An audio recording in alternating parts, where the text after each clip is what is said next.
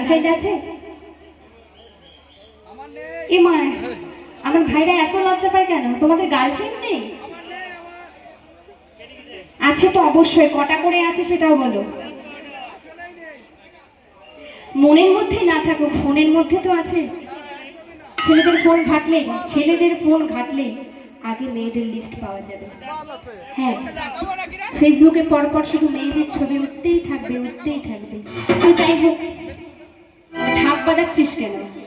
আচ্ছা যাই হোক, আমি তোমাদেরকে একটা কথাই বলতে চাই, যতই গার্লফ্রেন্ড থাকুক না কেন, বউ কিন্তু একটাকেই করতে হবে, তাই তো? তাই একটা গার্লফ্রেন্ডকে অন্তত জীবনে পার্মানেন্ট রেখে দিতে হবে।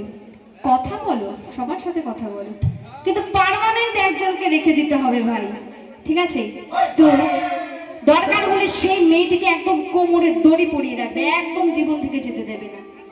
কারণ বিয়ে করার জন্য একদমই মেয়েই পাওয়া যাচ্ছে না, মেয়ের খুব অভাব চলছে। ঠিক বললাম তো? এখানে যত কাকিমারা আছে, যাদের ঘরে ছেলে আছে, সেই কাকিমারা হাড়ে হাড়ে টের পাচ্ছে। তো কি বলছে? আরে তোকে ধরতে পারলে কোমরে দেব তোরে রে,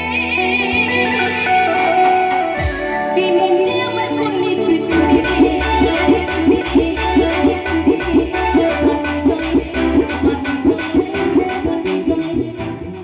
একটা সত্যি কথা বলবো, ওই মাঝে যে কটা বোনেরা আছে, দিদিরা আছে, ওরা যদি একবার ওঠে না, ঝড় তুলে দেবে মনে হচ্ছে। কিন্তু উঠতে কেন লজ্জা পাচ্ছ? কিসের এত লজ্জা? একজন ওঠো, দেখবে 10 জন উঠে দাঁড়াবে, ঠিক আছে? তালে হবে সবাই মিলে।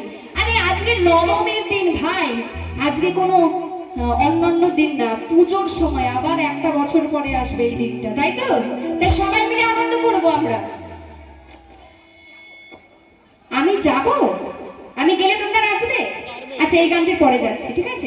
তাহলে সবাই মিলে চলো, আমাকে একটু দেখাও, উঠে দেখাও, তাহলেই আমি যাব।